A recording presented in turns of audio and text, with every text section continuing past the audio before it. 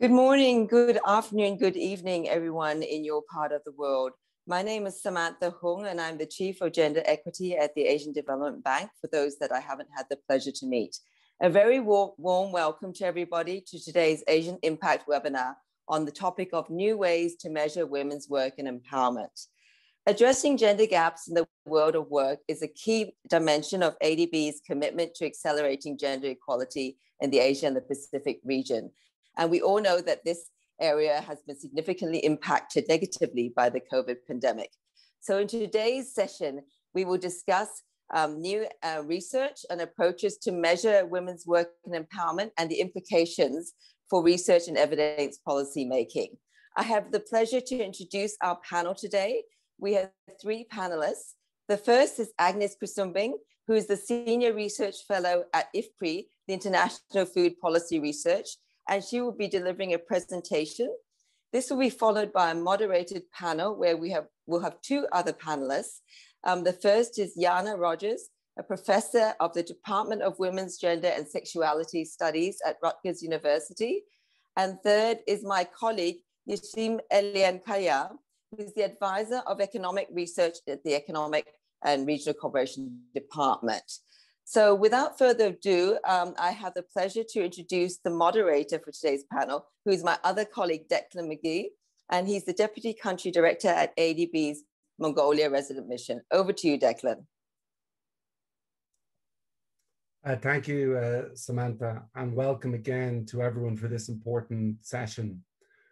As many of you might know, in developing Asia, only 49% of working age women participate in the labor force, compared with 80% of men. And women are typically only paid 77% of what their male counterparts would earn.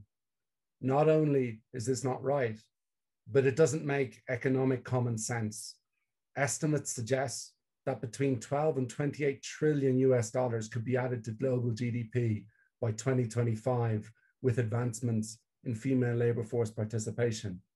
We also know, as Samantha has said, that COVID has made things much worse, with women suffering a huge hit on their economic resources alongside an increase in unpaid work.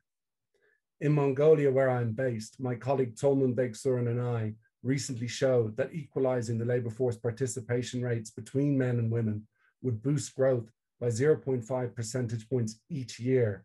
Like I said, this is economic common sense. We have a great opportunity today to get into this and some of the related issues.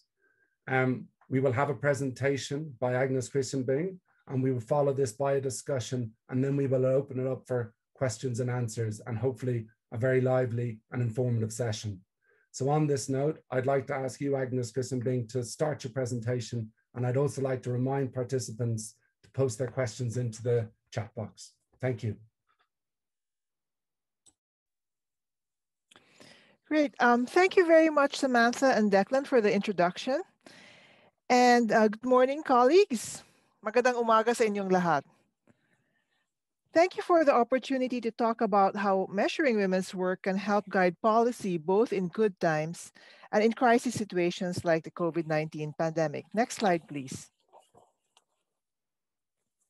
Could we go to slide number 2? Thank you. So to motivate this presentation, I want to talk about why it's important to measure women's work. We need to measure it well. We need to account for both productive and reproductive work, and also to see how it compares to men's work. And we also want to understand how the types and conditions of women's work relate to women's empowerment.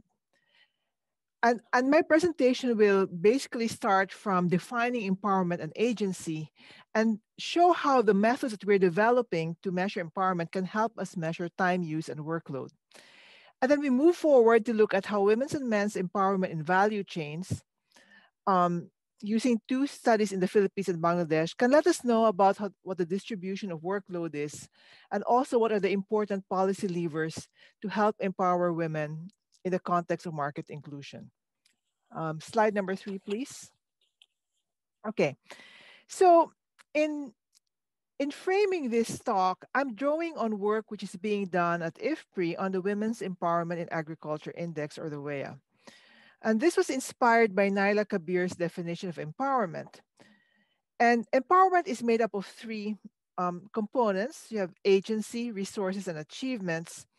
But where our focus here is on agency, which is a capacity to define one's own goals and to make strategic choices in pursuit of these goals, especially in a context where this ability was previously denied. So we focus on agency because the indicators for measuring resources and achievements are pretty well developed. May I have the next slide, please? Slide number 4. So as a bit of background, let me tell you about the Women's Empowerment Agriculture Index. This was developed by USAID, IFPRI, and the Oxford Poverty and Human Development Initiative in 2012.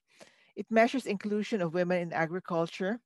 It is survey-based. It interviews men and women in the same households. It's quite different from other gender equality indices like, for example, the Gender Gap Index, which is based on secondary data. So this is based really in primary surveys and primary data.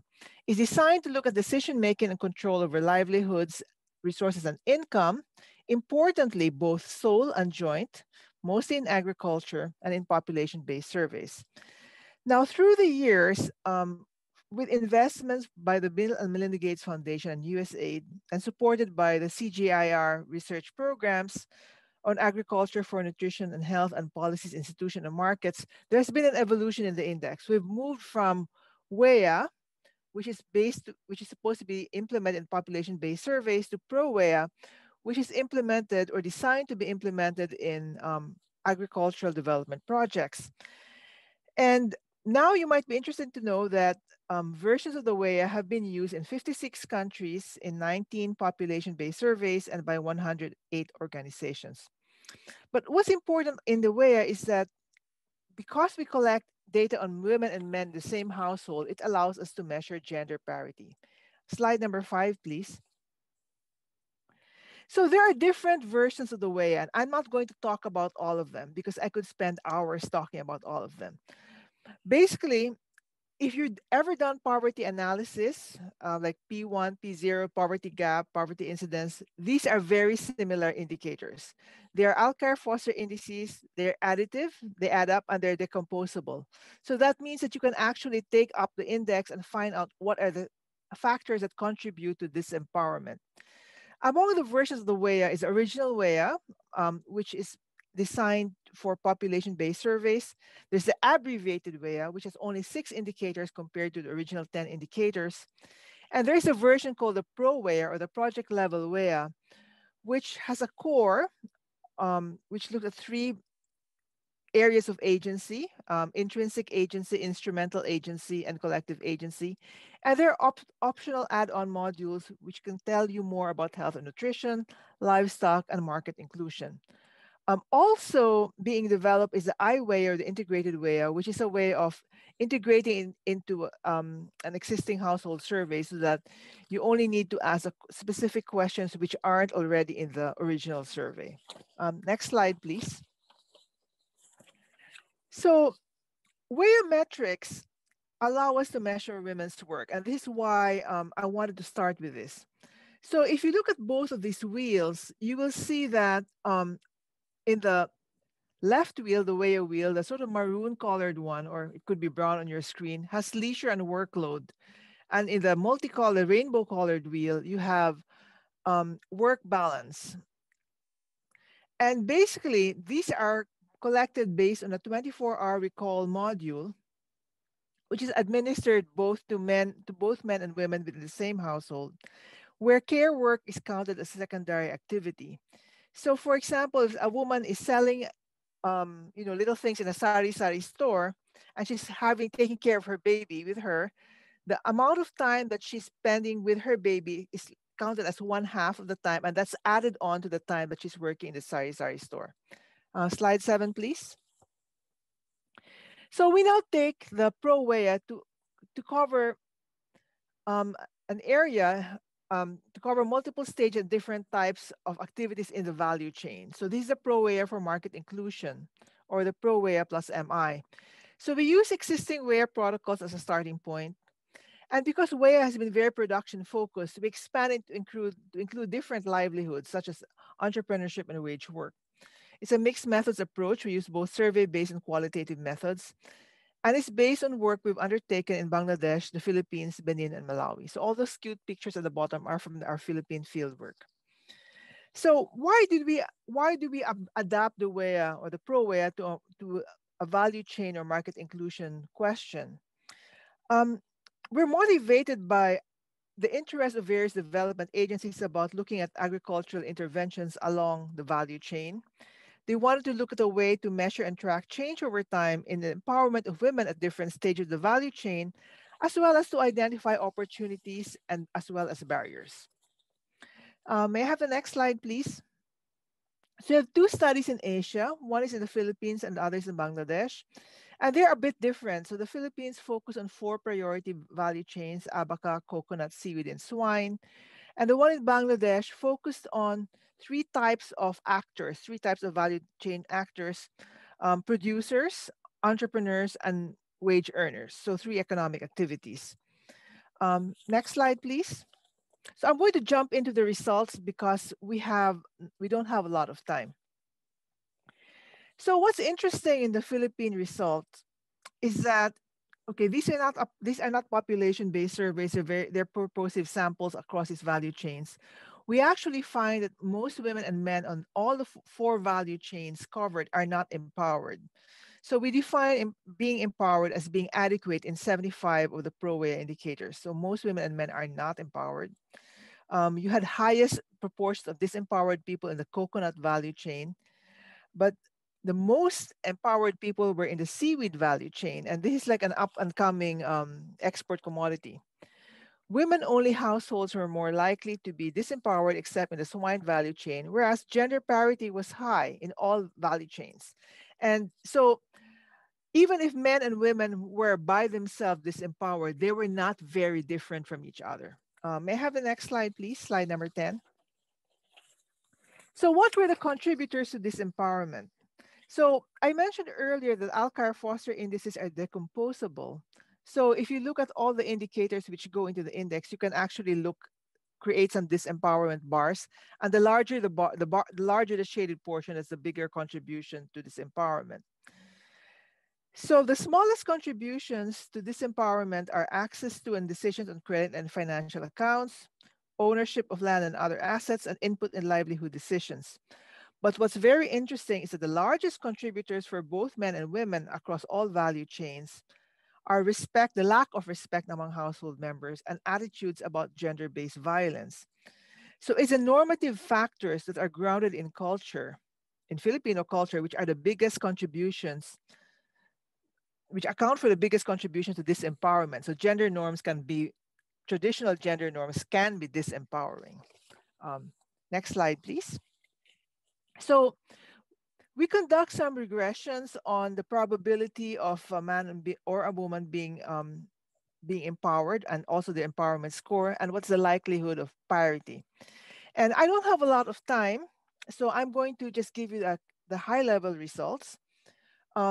If you look at the pie chart on the right, you'll see the high proportion of dual adult households achieve gender parity. 60% of households are those where men and women have equal scores. You have 20% of households where men are more empowered, and 20% of households where women are more empowered. And these results are consistent with a relatively gender egalitarian Filipino culture, but gender stereotypes also influence the division of labor and time use. So in terms of the correlates of empowerment, education and access to community programs are important, but there are lower returns to women's compared to men's empowerment. And this is probably because you already have very high levels of women's education in the Philippines. If a woman participates in processing, she's less likely to be empowered. Whereas if a man participates in trading, he's less likely to be empowered. And there are variations in these factors associated with empowerment dimensions across the value chains and nodes within the value chains.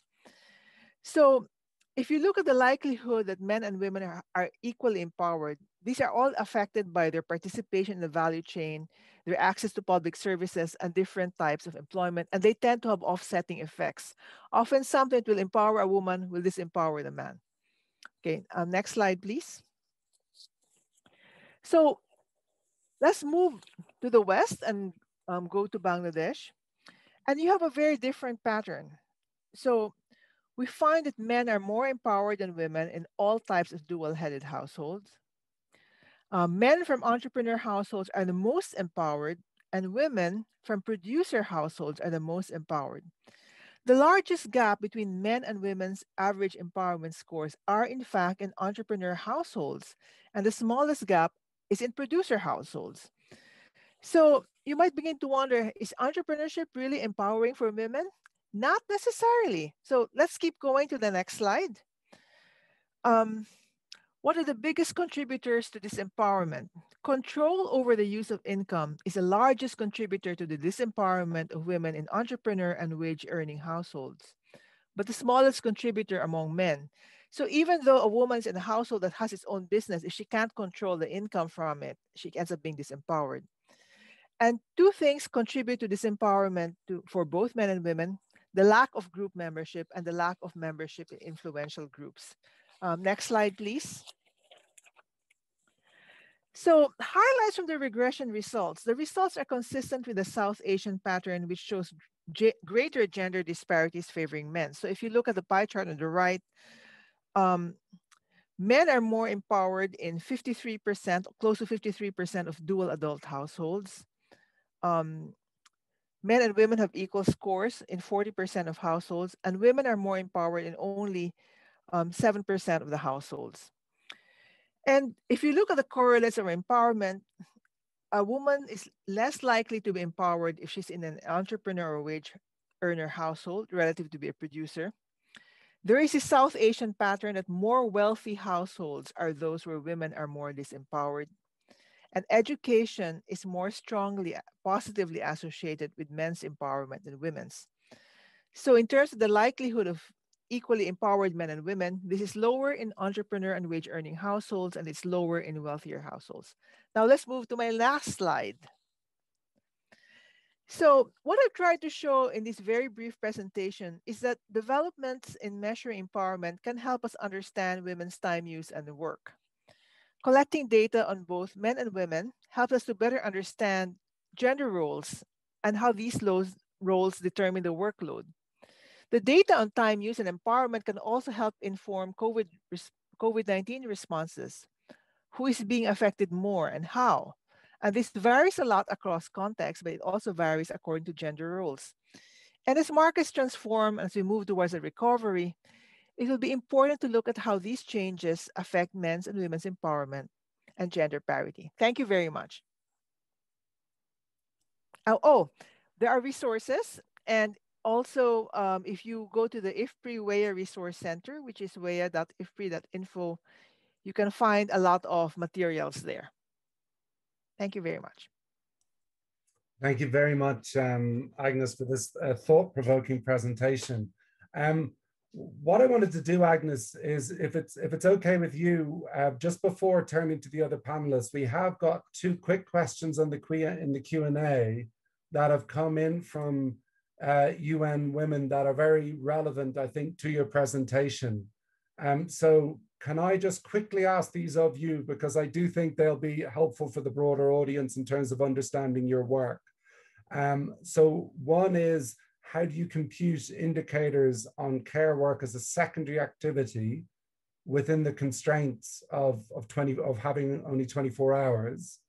And the second one is specific related to the regression analysis you've done in the two countries. So what is the sample size for the regression analysis in the two countries?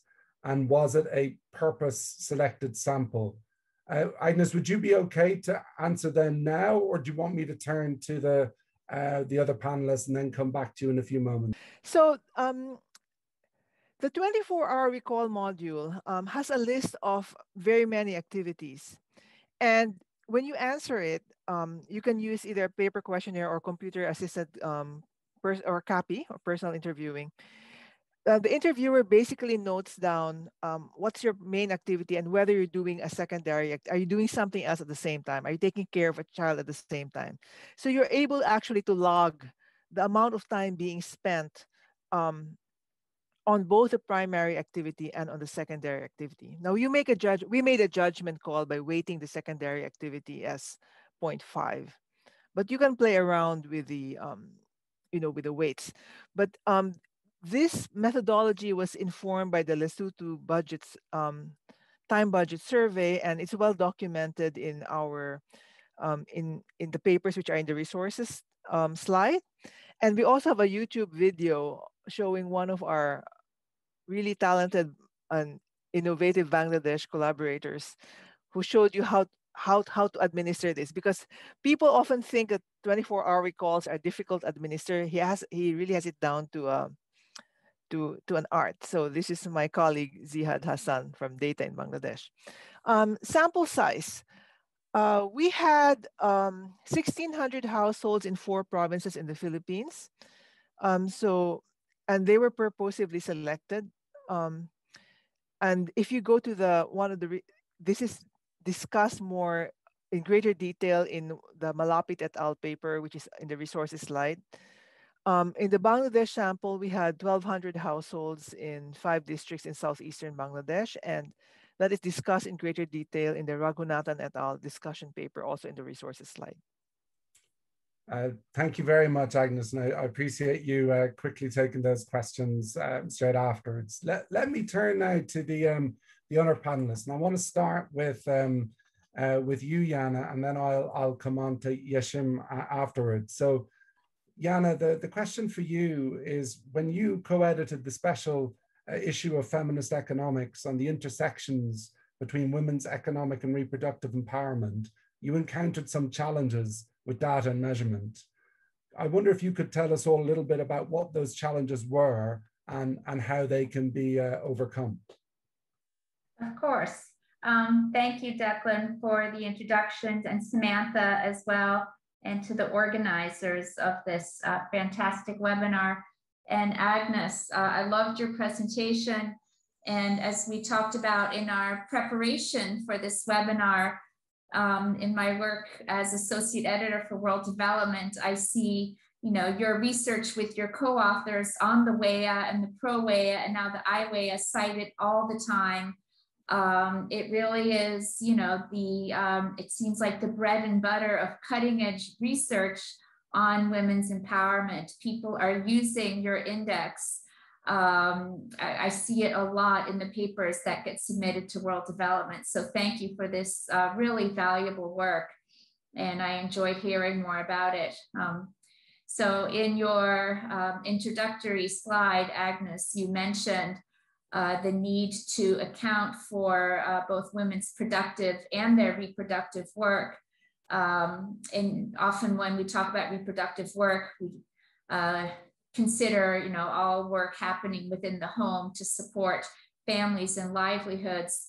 I'm going to talk more specifically about reproductive empowerment in the sense of reproductive health.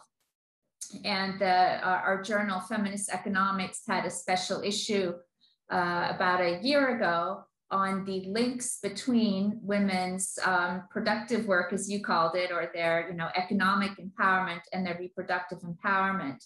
And what we were looking at was the two-way relationship between economic and reproductive empowerment.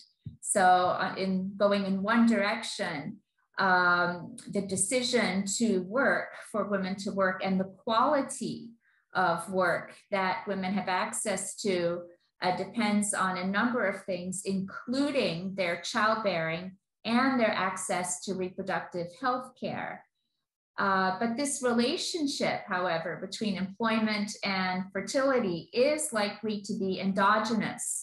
So it could be that women's employment opportunities impact their fertility decisions and what kind of, say, birth control that they're using. And in fact, in the special issue, we had papers at different levels, the micro level, the meso level, and the macro level. And among the micro level studies, one looked at Ethiopia and found that women's ability to work, their ability to receive cash, and their contributions to family income all depend on their access and the quality of contraceptive use. But then again, in the flip side, going the other direction, we had another study on Turkey showing that women's employment can affect their choice of contraception. So, there's this key endogeneity, and Declan mentioned problems. In economics, it can be difficult to address these issues of endogeneity. We need good instruments, we need good data. And we found that that was lacking in a lot of the studies submitted to the special issue, that many could not adequately address this issue of endogeneity. Those two studies I mentioned did, but many did not. And what we ended up writing about in our introduction was the need for richer employment data. That there are a number of household surveys, especially I'm thinking the demographic and health survey, with incredibly detailed data on women's reproductive health histories and their contraceptive use. I've used it myself. It's really, it's very good data. But on the flip side, the DHS has very rudimentary indicators for women's employment and their economic empowerment, which is why the WIA is so good, where that comes in. So if we want to really look closely at this two-way relationship between economic and reproductive empowerment, we need richer employment data, especially employment history, job quality, and labor market intermittency. So things like whether the person works in the formal or the informal sector, what is their level of job security, how adequate is their pay, the vulnerability of the worker, working conditions, adherence to labor standards, and the nature of the work. Is it physically demanding? These are all measures that we need to see in labor force data and other surveys and make that readily available.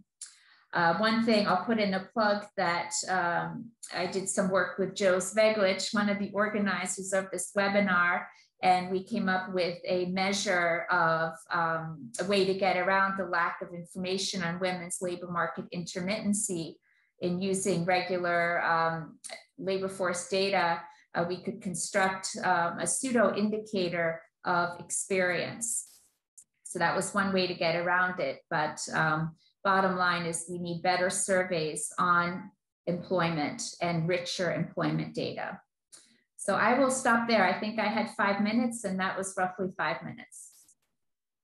Thank you very much, Anna. I think I really liked what you said when you referred to Agnes's research as the bread and butter of cutting-edge research on women's economic empowerment. I think that's quite an accolade, and it's very, very nicely put. And I think you made a lot of very, very key points around the need for richer employment data. So thank you very much. I'm going to turn to Yeshim now. While I do that, I would encourage the panelists to have a look at some of the questions coming in the Q&A. So they're very, very interesting ones coming through, and we'll look at them in due course.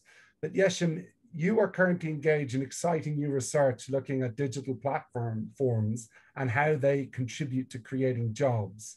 So what are the trends that you have observed so far?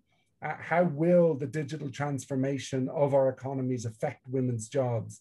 And what are some of the opportunities for economic inclusion of women through digital platforms? Over to you. Thank you, Declan. Agnes and Jana have made excellent points on evolving market conditions and data gaps, and how these can be used to better understand and address women's employment and economic empowerment. And one of the areas that emerged strongly during the pandemic has been online platforms and their role in economic resilience and recovery. Let me take a quick step back to give an overview of the market conditions changing in that area, if I may. COVID-19 pandemic has been a formidable disruptor, as we all know. It has led to economic and health crises, and along with accelerated digitalization, it has changed the way we work, source what we need, and interact with each other. women, youth, small and medium enterprises have been hit especially hard with massive job and income losses, however, and we've seen some existing societal fault lines intensify in the process.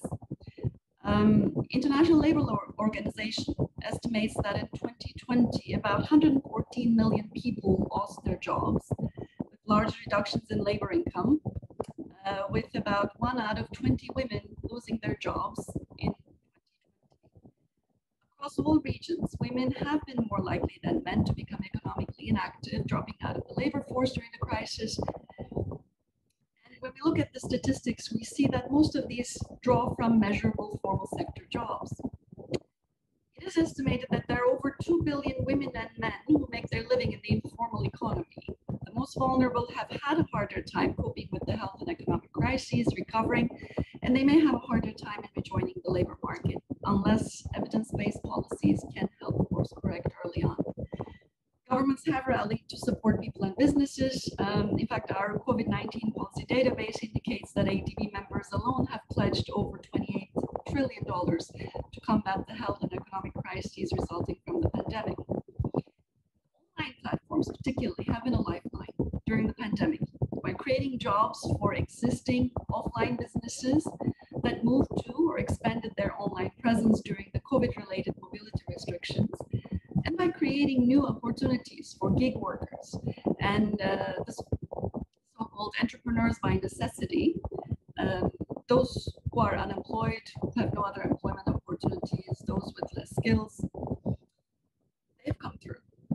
In our research with online platforms in East and Southeast Asia, we're looking to better understand how platforms can, and in fact have, contributed to business resilience, open new employment opportunities for micro, small, and medium-sized enterprises, and serve consumers by facilitating food delivery services in particular. New business models, cloud and ghost kitchens producing food for delivery only out of people's homes and some of them commercial spaces, have visibly populated the online cooked food market across the world over the last year. Both men and women entrepreneurs took these up as they're flexible, autonomous, with ease of entry to the market, and relatively low cost of production and delivery. Those who could not work due to physical, time, or cost constraints now work from their kitchens and reach a broader customer base through delivery services facilitated by the platforms. Women have been able to work in their chosen location, for instance, with more flexible work hours, allowing more women to come into the labor force, creating value and generating income for themselves and their families. And we can already see platforms are looking to develop this segment further. They have begun to offer business development services, facilitating credit access, and using their market knowledge and big data, they're curating targeted assistance for women-led startups, micro and small enterprises. It all creates economic value and social dividends. It makes sense. We've started to see indications that a significant portion of economic activity that have developed or moved to online platforms during the pandemic is likely to continue to thrive online after the pandemic as well. This creates a great opportunity. High frequency data on both men and women in the fast evolving market settings after the pandemic are critical in informing the recovery and growth focused policies that are being shaped now and will be implemented going forward. Data alone are not the magic bullet, of course. A holistic approach will be needed to drive lasting and meaningful change, including upskilling and reskilling programs, business development services, access to finance and markets. There is a great opportunity to build back better, to leverage the disruption unleashed by the pandemic on how we work and transact, to disrupt, potentially, the existing divides in gender, in age, and other realms, and to narrow the gaps in economic inclusion. And we will need all hands on deck for this, governments, private sector, and development practitioners working in coordination. Over to you, Declan. Thank you, Ashim. I think there was some interference a little bit with some of the sound. At some points, it kind of came in and out, but I think your overarching point was very, very strong. And I think, you know, as you kind of nicely pulled together, is that there's so much happening, but also the situation that we find ourselves in now because of the COVID pandemic also provides potentially quite a unique opportunity to really look at these things. So really fascinating work that you're doing, and really quite interesting opportunities. We're also getting quite a lot of questions through the Q&A. BG Karup made a nice comment, Agnes, I think, about the importance of your presentation. So many thanks for that comment. But I wanted to touch on a particular question around reliable data that some of you have already touched on, and that's also come up on the chat group. We do have very interesting questions from Amy, Arturo, and Malika on empowerment that I think will be really interesting to tackle in the Q&A. But maybe the question I want to ask, and I'll put it to you first, Agnes, and you can come in on anything else, and then I'll go to you, Yana, and then Yashim. So one difficulty in understanding the gender dimensions of the crisis has been the need for getting reliable data in the midst of a rapidly unfolding pandemic. So what are the data gap areas that governments, ADB, and researchers should be addressing in order to both gauge impact on women and develop targeted responses, and why? Now, this question is quite big, so maybe my suggestion would be is if each panelist could pick one area, so we will have time for some of the questions. Just before I pass over to Agnes as well, is there was a very interesting question from Romano Varula on also the importance of linking in with national statistics offices. Now, Arturo did provide an answer, but that's also potentially another angle on some of this. Let me pause there and bring you in, Agnes, first. Thank you. Thank you, Declan, and thank you everyone for your very interesting questions that we won't be able to answer all in the limited amount of time.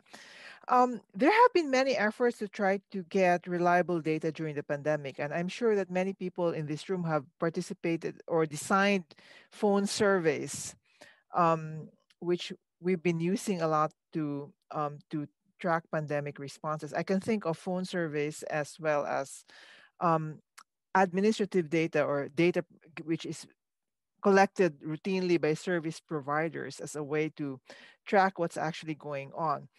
So one of the important things, of course, with doing phone surveys is that, or online surveys, is that it's very limited because not everybody is going to have access to a mobile phone or to the internet. And so there is a tendency that your responses are going to be biased in favor of those who are digitally included.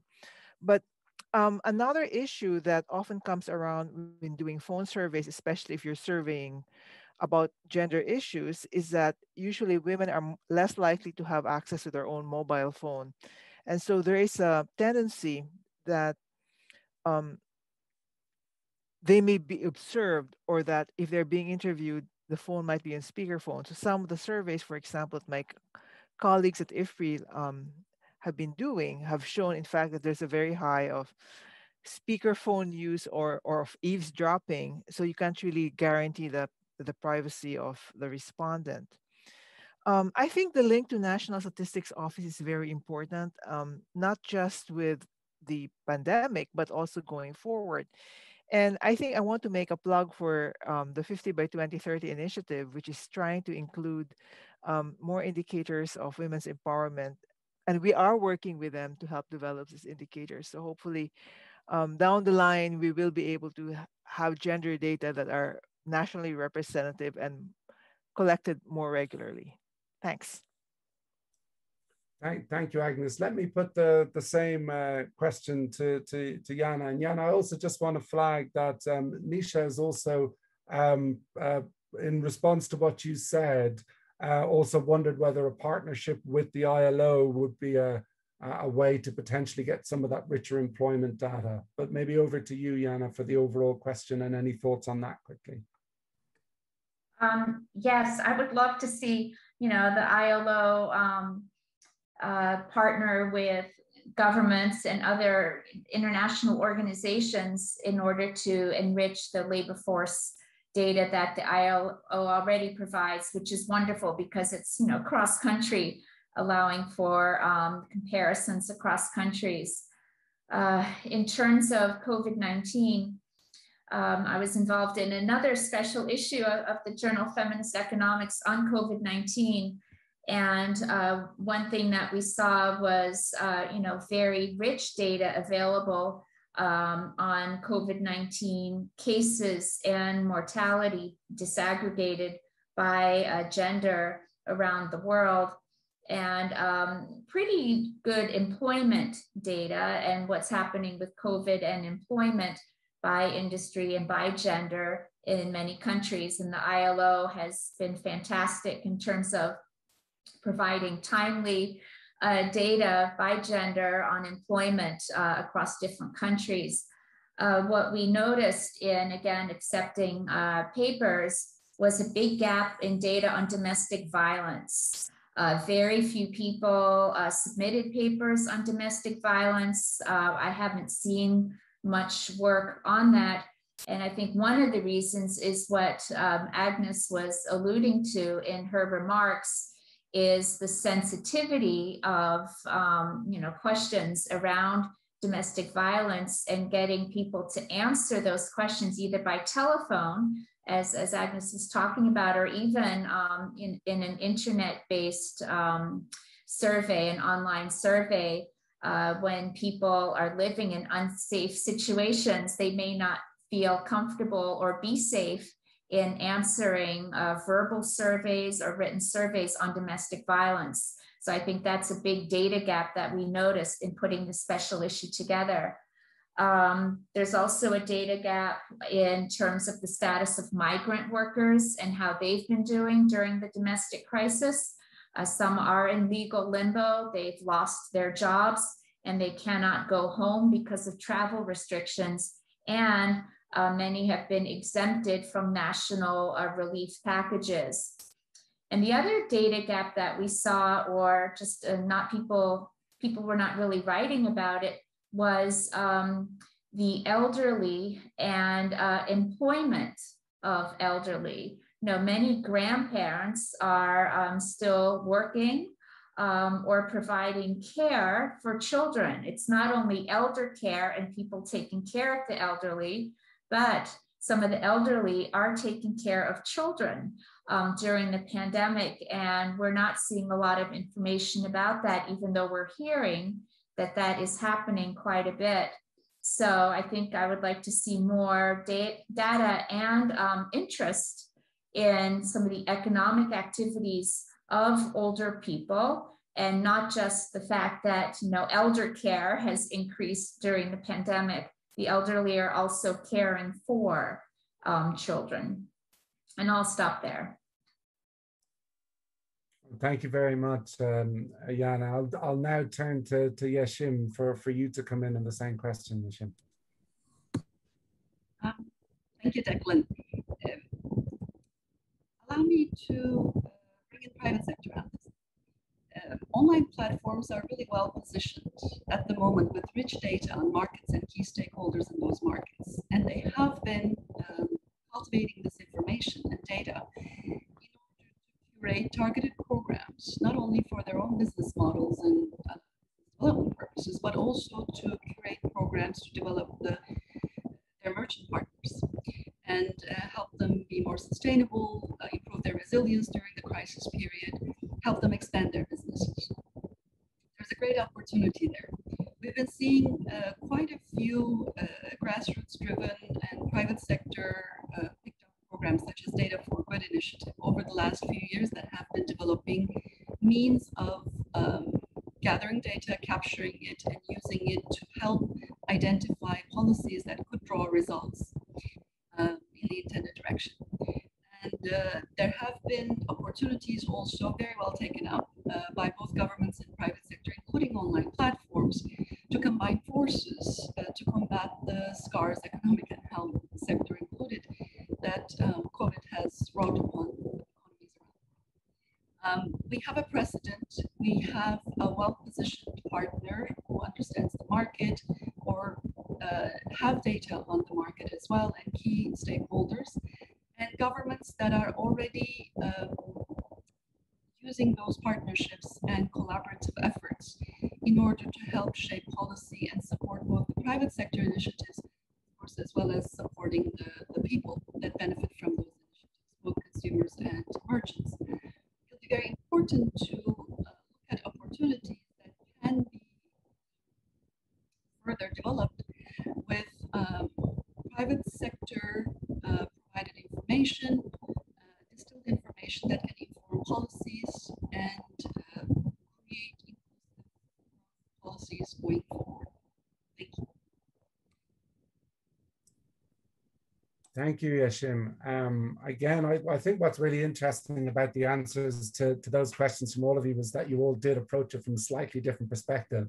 So I think that gave quite a nice, rich sense of what can be done.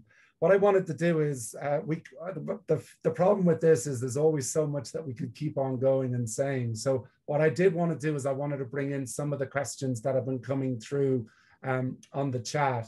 You've actually addressed some as we've gone along, but I wanted to pick out two particularly that came in that I think provide a good entry point. And what I'll do is I'll go to each of the panelists maybe to come in on this. So I'll go again to you first, Agnes, then you, Jan, and then you, Yashim.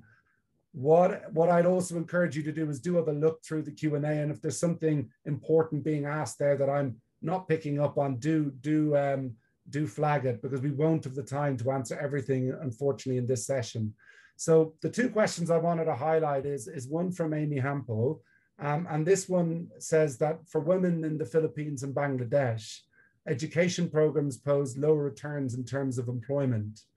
And in this case, what kinds of policies would bring more or the most returns in terms of empowerment? So I think this picks up in some of the results, Agnes, from your work, and asks about the policy implications. I think very, very important question.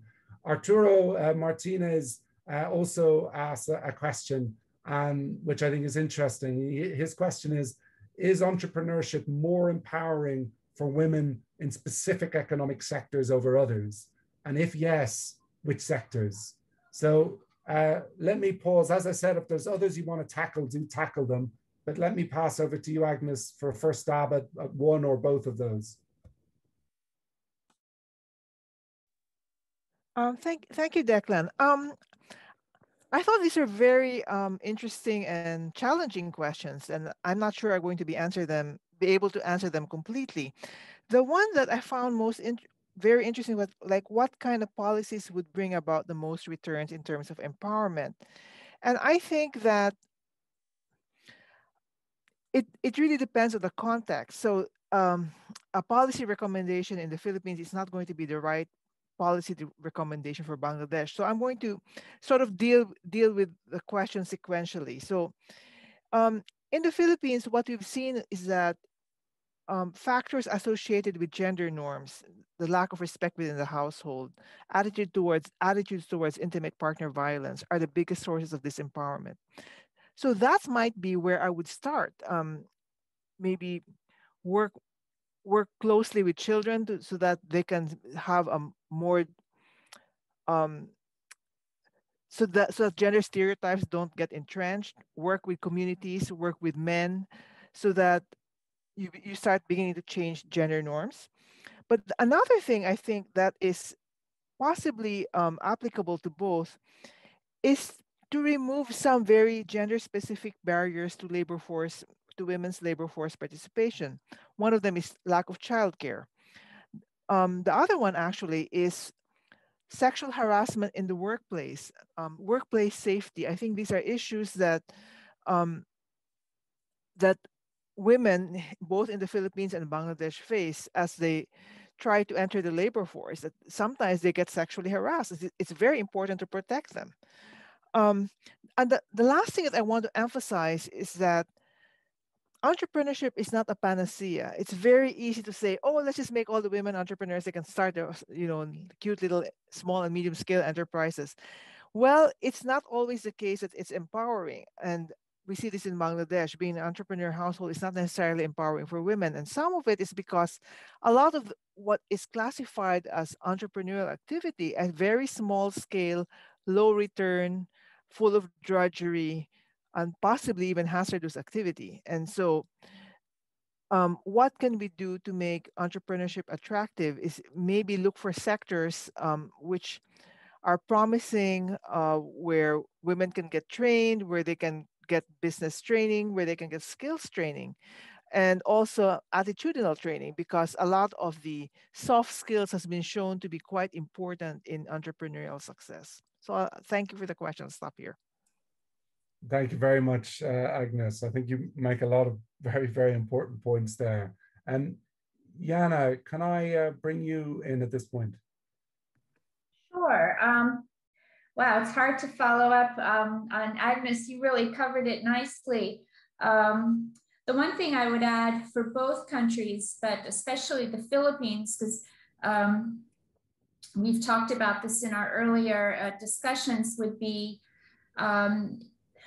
doing more to provide access to reproductive health care, especially during the crisis. I think in the Philippines, a study from the University of the Philippines showed that last year there was something like 751,000 unplanned pregnancies due to lack of access to reproductive health care. So again, that goes back to my point earlier on how reproductive empowerment is closely linked to economic empowerment, and how unplanned pregnancies can, put add difficulties to women in terms of pursuing some of their economic targets that they have, or their goals. And that also relates to social norms, which Agnes mentioned. And unintended pregnancies, having more children, and the social norms then are that women stay home to take care of the young children. So I think one of the policies there is to do more to provide access to the health care. Again, for both countries, but I would say especially in Bangladesh, an important policy that would be help with women's empowerment is to do more to enforce labor standards, especially in the manufacturing sector. I think Bangladesh is known for having very poor enforcement of labor standards and having working conditions be left up to market forces. That's why Bangladesh is one of the lowest cost manufacturers, exporting countries in the world, because of poor enforcement of labor standards. And it's something I've written about in a couple of pieces. So I would really emphasize enforcement of labor laws, especially in Bangladesh. And in terms of entrepreneurship, I'm not really sure there about specific sectors, so I may lob that question to Yashim, and I know Agnes addressed it also. Thank you very much, Jana. And on that note, it's a good time to pass it over to Yashim. Yashim, over to you. Thank you, Declan. Let me pick up on a couple of the points Agnes and Jana very articulately shared earlier. Soft skills. It will be very important to train those that are most in need and susceptible to exploitation as we move forward. Improving access to opportunities will be critical, not just having those opportunities available, and teaching new entrants particularly, but also those that are trying to grow their businesses, how to join an online e-commerce platform, use other online platforms, how to access online payment platforms, how to do, even for those offline businesses, how to do a marketing plan, achieve an online presence, and how to sell which product at what platform through which means. Critical elements such as product costing and pricing. All of these soft skills will have to come, but especially those that will equip the new entrepreneurs, women entrepreneurs included, to protect themselves against potential commercial exploitation as they move forward, and retain their revenues and the income generated from their economic activities. In terms of agents of change, it will be important to also engage civil society. I think Agnes mentioned is an important agent. Local government units will be quite important as well. We've seen them take a larger role recently in the Philippines in the vaccination roll out, for instance, more recently. They can be very powerful agents of change, especially in implementation for government-supported programs. Again, informed by data, informed by market information that comes from the private sector and linking with those as well. In terms of specific sectors, it perhaps may be a bit more useful or clearer to look at this in terms of the sectors that women have lost a lot of jobs in, the sectors that have been hit most with high person-to-person contact, such as tourism, food services, catering, some of the other service sector jobs. And it may be helpful also to see, going forward, charting the way forward, where we want to drive change to. Do we want to keep women in the low-paying, low-skill jobs? Is that a way to reach a critical mass, critical number, enhance empowerment? Or do we want to slowly build a pipeline to move them out of low-skilled, low-paying jobs into higher economic return areas in stages where they're receptive to that change? Yashim, thank you very much. I think you covered a lot of really interesting points there about the importance of the soft business skills. I really liked your points about agents of change, looking at civil society and local governments. And in terms of the sectors, I thought that question at the end was very interesting. What we have to think about what we're trying to get, where we're trying to get to. Is it a critical mass of potentially low wage employment, or is it looking to give people the opportunities to move up value chains into higher paid and jobs, for example? I think that's a really, really interesting question. What I want to do now is we're coming to the end of the seminar, so we won't have, as I said, the opportunity to answer all of the questions in the Q&A. So for those that did ask a question but it didn't get answered, I apologize we didn't get to it, but it's just I suppose a statement of the interest of this particular topic. What I wanted to do is I wanted to quickly give the floor to Agnes, Jana, and Yeshim for any very, very quick final thoughts before we wrap up. Over to you, Agnes. Thank you, Declan, and thanks to everyone for tuning in today. I think I'd like to emphasize that to be able to have good policies that to improve the lives of women, men, and their families, we need good data. So I think I would really like to push for better measurement and having the data inform policymakers. Decisions need to be based on evidence. Thank you. Thank you, Agnes. Very, very clear point. Over to you, Jana, for your final thoughts. It's just been a pleasure to participate. I'm so impressed by the number of participants from all over the world and the questions. This webinar clearly attracts a wealth of experience and people doing both policy as well as research, and I'm bowled over. I don't see this in some of the economics conferences I participate. We may have 4 panelists and four participants. So I think this is a fantastic venue for people to have a conversation and to learn from each other instead of just us presenting our material. So thank you. Thank you very much, Jana, for those thoughts. And then Yeshim, finally over to you for your final thoughts.